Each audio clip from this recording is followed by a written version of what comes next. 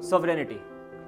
What does that word mean? For the everyday common citizen of India, sovereignty is the promise that every Indian citizen has the right to self-determination, has the right to choose how to rule themselves, how to govern, what to eat, what to wear, without the threat of external influence. After 200 years of colonial rule, this sovereignty was hard fought. संप्रभुता किसी भी गणराज्य की नींव है. इस नींव की सफलता के बिना एक गणराज्य की सफलता अनिश्चित है, ये नामुमकिन है. और भारतीय गणराज्य की संप्रभुता को सफलता प्राप्त कराने के लिए इस गणराज्य के सैनिक, इस गणराज्य के नागरिक और इस गणराज्य के वैज्ञानिकों ने अपनी जान दांव पर लगाई. तो इस गणतंत्र दिवस पर क्यों ना हम सब मिलके इन नागरिकों, इन वैज्ञानिकों और इन सैनिकों को शत-शत नमन संबोधित करें. जय हिंद, जय भारत. समाजवादी शब्द 1976 में प्रियम्बल में जोड़ा गया, लेकिन हमारे सुप्रीम कोर्ट ने साफ किया है कि समाजवाद सिर्फ एक शब्द नहीं है, बल्कि संविधान का उसके जो बेसिक स्ट्रक्चर है उसका एक बहुत इंपॉर्टेंट पार्ट है. और ऐसा इसलिए है क्योंकि हमारे डायरेक्टिव प्रिंसिपल्स हमेशा से ही एक मायने में समाजवादी रहे हैं. आर्टिकल 39 स्टेट पर यह जिम्मेदारी डालता है कि हर नागरिक को जीविका के पर्याप्त साधन मिले, देश के संसाधनों का ओनरशिप और कंट्रोल कॉमन गुड के लिए हो और धन और साधन कुछ हाथों में केंद्रित ना हो. लेकिन आज ये बुनियाद एक सिस्टमैटिक तरीके से खोदी जा रही है. एयर इंडिया से लेकर LIC के IPO तक स्ट्रेटेजिक डिसइन्वेस्टमेंट के नाम पर profit making public sector undertakings को, उसमें जो सरकार की हिस्सेदारी है उसे बेची जा रही है. और इसी दौरान नए लेबर कोड्स जो आए हैं उन्होंने यूनियंस की ताकत को कमज़ोर किया है और हायर एंड फायर को आसान बनाया है. जहां समाजवाद का अर्थ वर्कर प्रोटेक्शन था, वहीं आज की इकोनॉमिक पॉलिसीज आर्टिकल 39 की आत्मा यानी कॉमन गुड को प्राइवेट प्रॉफिट पर प्राथमिकता देने का सिद्धांत उससे दूर जाते नजर आते हैं. और ऐसे ही नरेगा जो कि रूरल एम्प्लॉयमेंट इंश्योर करने के लिए एक स्कीम थी, उसे भी आधारहीन बना दिया गया है. एजुकेशन और हेल्थ केयर में प्राइवेटाइजेशन अपने चरम पर है. ऐसे में हम देखते हैं कि जहां संविधान के मुताबिक पैसा कुछ हाथों में केंद्रित नहीं होना चाहिए, ऑक्सफैम की रिपोर्ट बताती है कि इंडिया के टॉप 1% के पास 40% वेल्थ है. तो इससे स्पष्ट होता है कि पॉलिसीज नागरिकों से ज़्यादा बड़े कॉरपोरेट्स के पक्ष में झुकती दिख रही है. और ये सवाल सिर्फ एक इकोनॉमिक पॉलिसी का नहीं है, बल्कि संविधान और संविधान के बेसिक स्ट्रक्चर का भी सवाल है. तो आइए इस गणतंत्र दिवस पर एक संकल्प लेते हैं कि समाजवाद और कॉमन गुड के सिद्धांतों और मूल्यों की हम रक्षा करेंगे.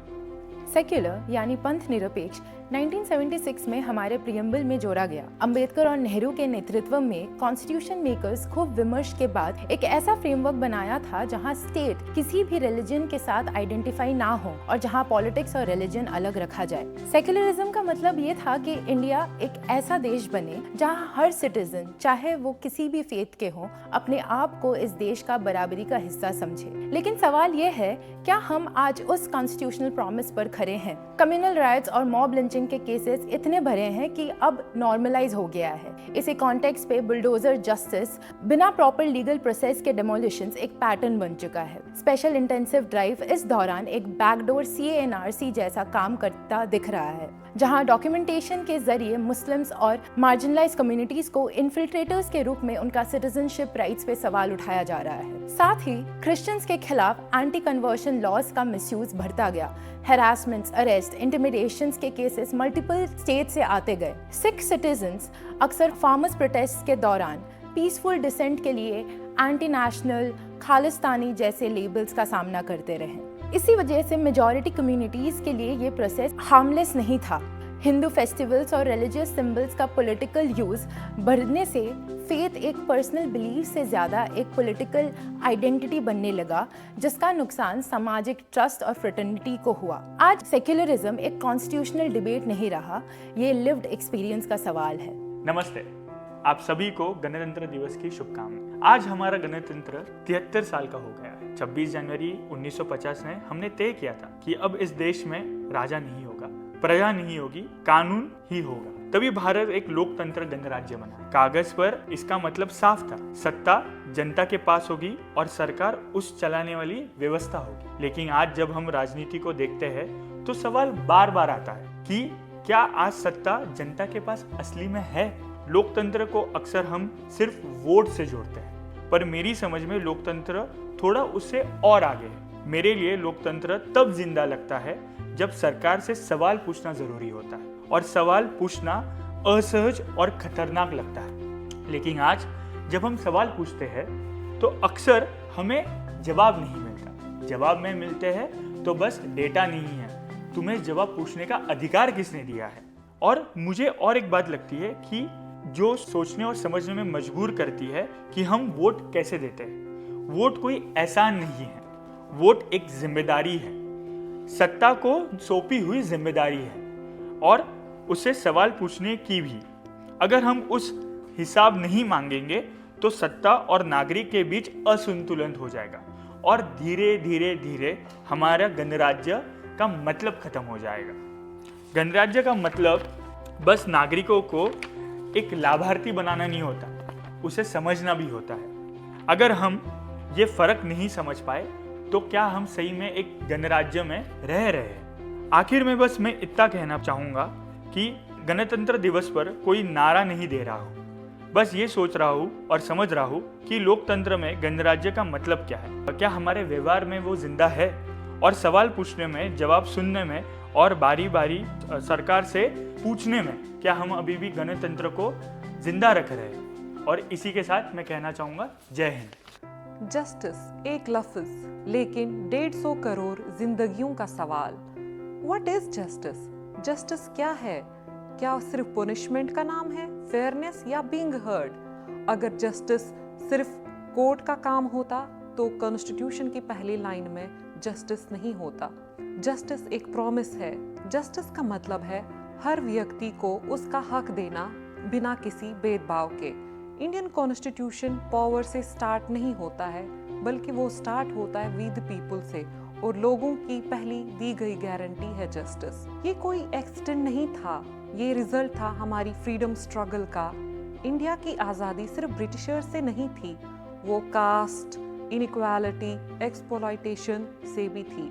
1946 का ऑब्जेक्टिव रेजोल्यूशन, नेहरू जी की वो line, justice, social, economic and political, Ambedkar ji का वो stand, political democracy can not stand unless there is social and economic democracy. Justice 3 प्रकार की होती है। सोशल, सामाजिक, न caste, no gender bias, no religious discrimination, हर इंसान के equal rights, equal dignity, equal respect. Economic, आर्थिक, पॉवर्टी और वेल्थ को कंसंट्रेशन का खात्मा, फेयर वेज, सिक्योर लाइवलीहुड और ऐसी जिंदगी जहां बेसिक नीड्स स्ट्रगल ना बने। पॉलिटिकल, राजनीतिक, मतलब हर सिटीजन की आवाज बराबर, right to vote, 1 person 1 vote, right to speak, right to participate. Justice सिर्फ केस जीतने का नाम नहीं है। जस्टिस का मतलब है पावर का बैलेंस। जब जस्टिस कमज़ोर होती है तो आज़ादी सिर्फ पेपर पे रह जाती है। जस्टिस कोई फेवर नहीं, कोई चैरिटी नहीं। जस्टिस एक कॉन्स्टिट्यूशनल प्रॉमिस है। Remember, the Constitution don't begin with power, it begins with justice. Happy Republic Day! Our preamble promises liberty of thought, expression, belief, faith, and worship. Liberty means you're free to think, speak, believe, and live without fear of the state crushing you. But has India kept this promise?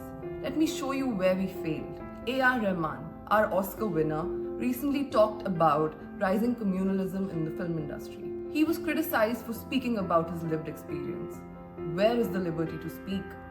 Mohammed Akhlaq lynched in Dadri over beef rumors. Pehlu Khan beaten to death for transporting cattle. Where is religious liberty? When citizens are murdered for their faith or food, the preamble's promise is just empty words. Interfaith couples are attacked and threatened. Some states have laws where police interrogate you for marrying someone outside of your religion. When the state decides who you can love, where is the liberty? Expression crushed. Munawar Farooqi thrown in jail for a joke he never even made. The show was cancelled, but he still spent weeks behind bars. Journalist Gauri Lankesh shot dead for her views. That's not freedom of expression. Siddiq Kapan jailed for 2 years just for going to report news in Hathras.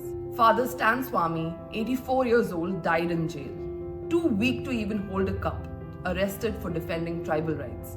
Let's talk about digital imprisonment. Kashmir faced a 550-day internet shutdown, the longest in any democracy. Manipur had shutdowns for months. Students couldn't study, businesses collapsed, people couldn't call family. The government literally decided when you could communicate. Peaceful protest criminalized. Students beaten inside Jamia and JNU libraries. Farmers' roads dug up with nails to stop them reaching Delhi. Here is the truth about liberty. It's not just freedom to do something. It's freedom from fear. Freedom from arbitrary arrest. Freedom from state violence. Freedom from being killed for your beliefs. Liberty means comedians can make jokes. It means you eat, love, and believe what you choose without fear. It means you can talk about discrimination without everyone being up in arms to prove you didn't. Today, liberty has conditions, and conditional freedom isn't freedom at all. The preamble didn't promise liberty only to those who agree with the government. It promised liberty to all of us. Liberty dies when we let it die for others. It dies when we say they deserved it or national security required it. Every time we justify violations against them, we weaken liberty for ourselves. So ask yourself, are we truly free or are we only free till we disagree? किसी भी समाज या सभ्यता की असली पहचान उसके कानून या विकास से नहीं होती, बल्कि इस बात से होती है कि लोग एक दूसरे के साथ कैसा व्यवहार करते हैं, बल्कि और उनका कितना साथ देते हैं। विशेष अधिकार उन लोगों को जो कमज़ोर हैं, असुरक्षित हैं और उनकी आवाज़ अक्सर अनसुनी रह जाती है। यही तय करता है किसी समाज में अधिकार, गरिमा, अवसर वास्तव में किस हद तक मौजूद हैं। और इसी प्रश्न का उत्तर खोजते हुए हमारे संविधान निर्माताओं ने भारत की प्राचीन ज्ञान परंपरा से प्रेरणा ली। सर्वे भवन्तु सुखिनः, एवरीवन शुड बी हैप्पी, सर्वे सन्तु निरामा, एवरीवन शुड बी हेल्दी, सर्वे भद्राणि पश्यन्तु, एवरीवन फील्स गुड, माँ कष्टेत दुख भाग भवेत्, मे नो वन सफर। यही विचार हमारे संविधान की आत्मा में बसता है। हमारे संविधान की प्रस्तावना में लिखा शब्द इक्वालिटी यानी समानता, यह सिर्फ एक कानूनी अधिकार नहीं बल्कि हमारे लोकतंत्र की आत्मा है। यह हमें सिखाता है कि किसी भी वर्ग को विशेष अधिकार ना मिले, बल्कि हर व्यक्ति को बिना किसी भेदभाव के समान अवसर प्राप्त हों। कानून के सामने समानता हो, अधिकारों में समानता हो, मताधिकार में समानता हो और आजीविका में भी समानता हो। नागरिक, राजनीतिक और आर्थिक समानता ही हमारे लोकतंत्र की असली नींव है। लेकिन आज जब हम अपने चारों ओर नफरत भरे भाषण की गूंज सुनते हैं और धर्म, जाति या विचारधारा के नाम पर बढ़ती दूरियों को देखते हैं, तो यह शब्द एक सवाल बनकर खड़ा हो जाता है। क्या हम सच में एक दूसरे को बराबर समझ पा रहे हैं? असली गणतंत्र तभी बनेगा जब हमारे शब्द नफरत फैलाने के लिए नहीं, बल्कि लोगों को गले लगाने और उनको साथ जोड़ने और उनके अधिकारों का सम्मान करने के लिए इस्तेमाल होंगे। क्योंकि संविधान सिर्फ एक दस्तावेज नहीं, बल्कि एक जिम्मेदारी है और यह जिम्मेदारी हम सबकी है। इसीलिए हमारे राष्ट्रपिता महात्मा गांधी ने कहा था, आखिरी आज़ादी तब तक है जब समाज का आखिरी व्यक्ति भी सम्मान के साथ जी सके। फ्रेटर्निटी, बंधुता, केवल संविधान निर्माताओं द्वारा फ्रेंच रिवॉल्यूशन के नारे का भारतीयकरण नहीं है। यह न्याय, आज़ादी और समता की बुनियाद पर टिकी लोकतांत्रिक न्यायिक व्यवस्था का दैनिक सामाजिक अनुभव है। यह हर व्यक्ति की गरिमा को राष्ट्रीय अखंडता से जोड़ने वाला सामाजिक संबंध है। आज रोड रेज केसेस से लेकर नुक्कड़ों पर मर्डर हो जाना, स्कूली बच्चों के झगड़ों में हथियारों का आना, अखलाक की मॉब लिंचिंग, अंजेल चकमा का नस्ल भेद में मारा जाना, जाति के नाम पर आए दिन होती बर्बरता, महिलाओं के प्रति नेताओं के आपत्तिजनक बयान, सोशल मीडिया की आड़ में बढ़ता उग्रवाद, संवैधानिक बंधुत्व और सांस्कृतिक विविधता को दरकिनार करती हिंदुत्व की राजनीति, जो महाकुंभ से हिंदू राष्ट्र संविधान की घोषणा करती है, मगर कुंभ के दौरान मची भगदड़ में मारे गए साधुओं और श्रद्धालुओं की कोई सुध नहीं लेती। ये केवल हादसे नहीं हैं, ये सामाजिक बंधुता में बाधा हैं। यह वही देश है जहां सिपाहियों की सौहार्द की मिसाल दी जाती है, पीर बाबा की दरगाह पर होली दिवाली की भी धूप जलाई जाती है। वर्ल्ड हेरिटेज साइट्स में रिकॉग्नाइज्ड हर पंथ से जुड़े कई ऐतिहासिक स्थल पाए जाते हैं। कॉन्स्टिट्यूएंट असेंबली में भी कुछ ऐसी ही भिन्नता को इंडिपेंडेंट इंडिया का सपना साथ लेकर आया था। फ्रेटर्निटी हमारी आपसी सांस्कृतिक सौहार्द का संवैधानिक संकल्प है। इस रिपब्लिक डे हम कुछ भारत के लोग पूछते हैं एक संवैधानिक सवाल, बंधुता के पैमाने पर आप कैसे आंकेंगे भारतीय राजनीति और समाज?